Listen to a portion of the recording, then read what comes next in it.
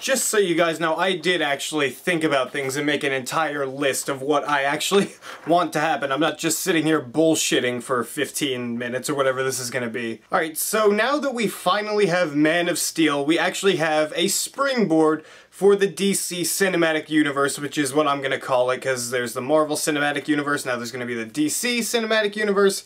It just works.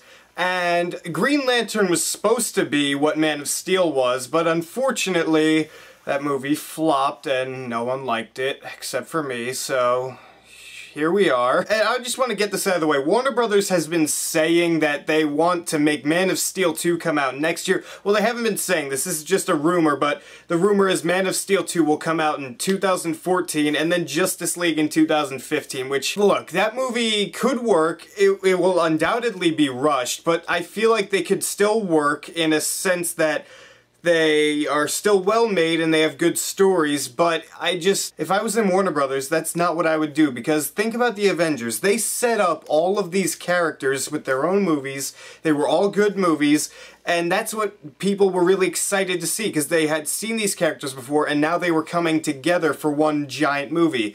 If you do it the other way around, it won't make as much money as it could.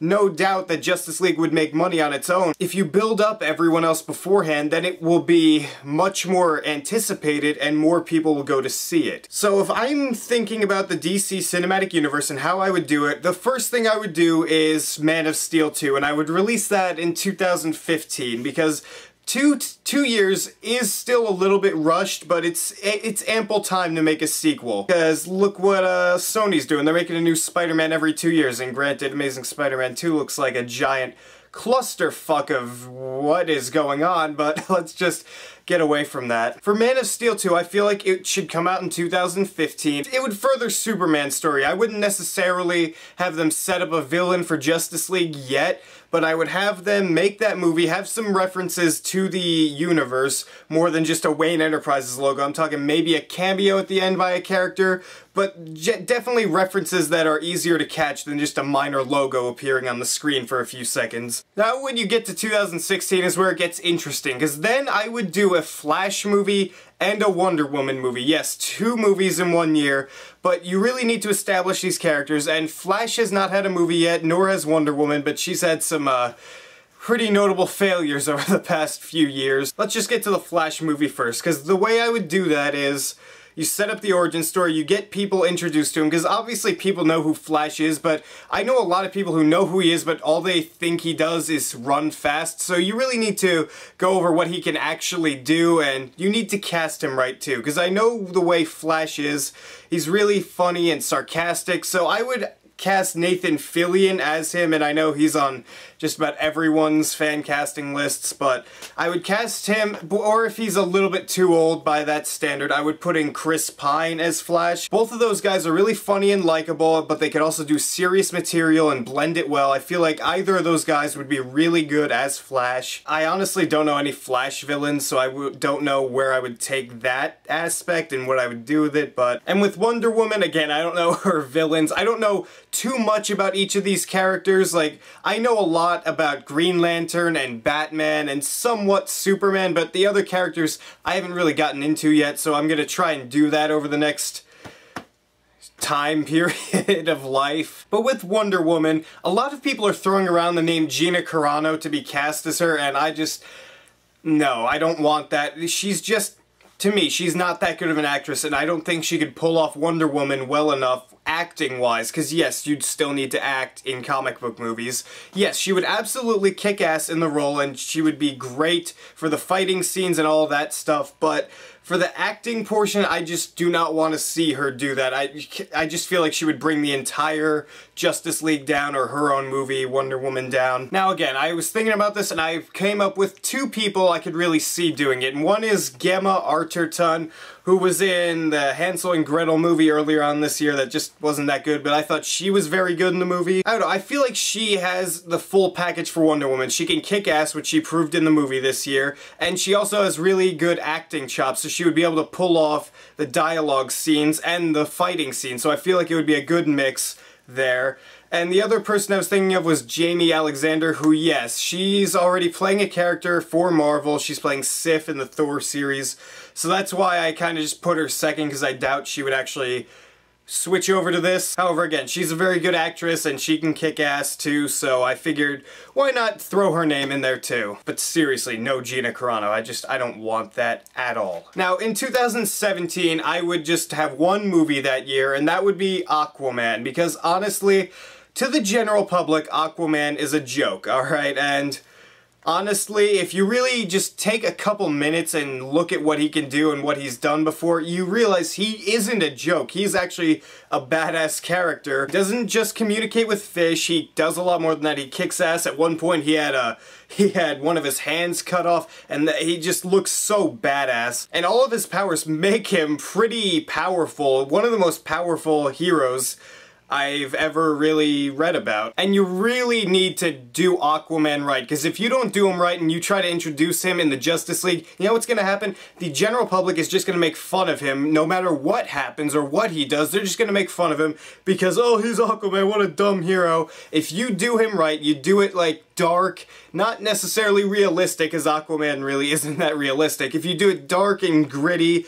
and make him really serious and badass, people will love him. They will jump ship just like they did for Superman.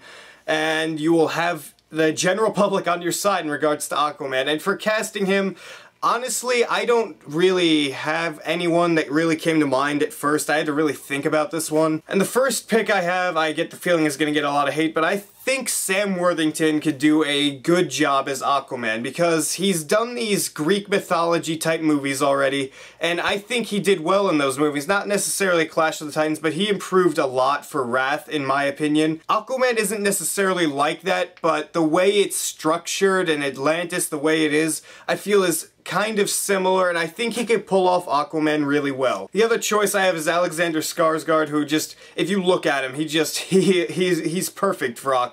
Alright, after Aquaman, I would do the Batman reboot, and this one is going to be so tough for Warner Brothers to do, especially since they're casting a new Batman. It's just, everyone's gonna compare it to Nolan's movies no matter what. But I feel like if they go in a more fantastical direction and not really realistic, like if they go more towards the Arkham games, I feel like it could work really well. If they go with that, like, style, I mean, don't necessarily just do the games in a movie, but just something along those lines tone-wise. And for the casting, I honestly feel like you don't need to do another Batman origin story ever again on film. We've had it enough, and the way you could do it is, I would cast Karl Urban, because he did a fantastic job in Dredd, which is kind of like a Batman-esque character, except he kills everyone he sees, and he did it really well. He had a really nice scowl. He would be a perfect Batman. My only concern is him playing Bruce Wayne. I don't know if he could pull off the billionaire playboy aspect of it,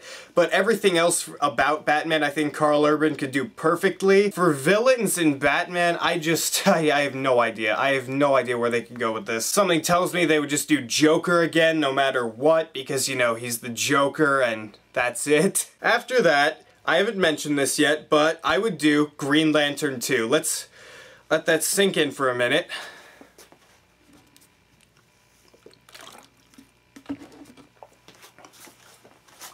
Yes, I would do Green Lantern 2, because honest to God, I've read Green Lantern comics, and yes, they are much better than the movie. However, I do not think anyone wants to see them try to rebuild and redo this whole origin story.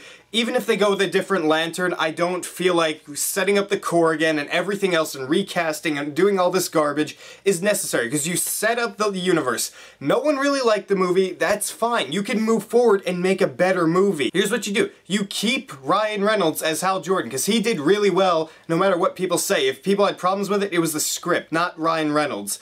And Sinestro, oh my god, keep Mark Strong. Don't cast him as Lex Luthor, keep him as Sinestro. And what you need to do in this movie is, I haven't necessarily picked out a villain in my head for the movie, but it's not going to be Sinestro. At this point, you really need to start setting up the Sinestro Corps War, so that could lead into Justice League.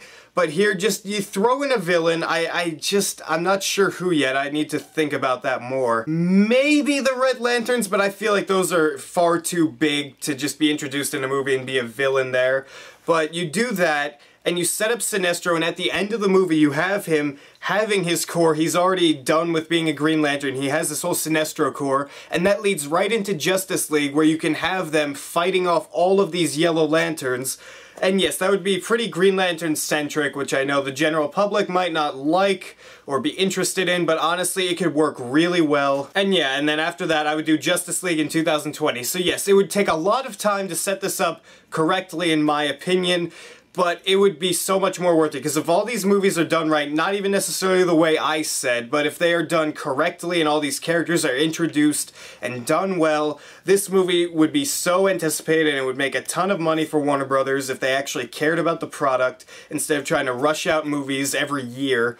Which, again, yeah, I kind of described that, but it's not rushing if you start working on them like now or next year. I get the feeling no one's here by now in this video, but if anyone's still here, what do you think Warner Brothers should do moving forward with this whole DC cinematic universe? How would you handle it? Would you reboot Green Lantern? Would you do a sequel? How do you feel about all these different castings I proposed? Who would you cast in certain roles? Any of them? Just write your beautiful comments down there and tell me what you think. Anything about this, I'll be interested to know. And if you like this video, hit that subscribe button down there, because if you don't, I'm gonna die here. So can we just subscribe? I'm out of breath.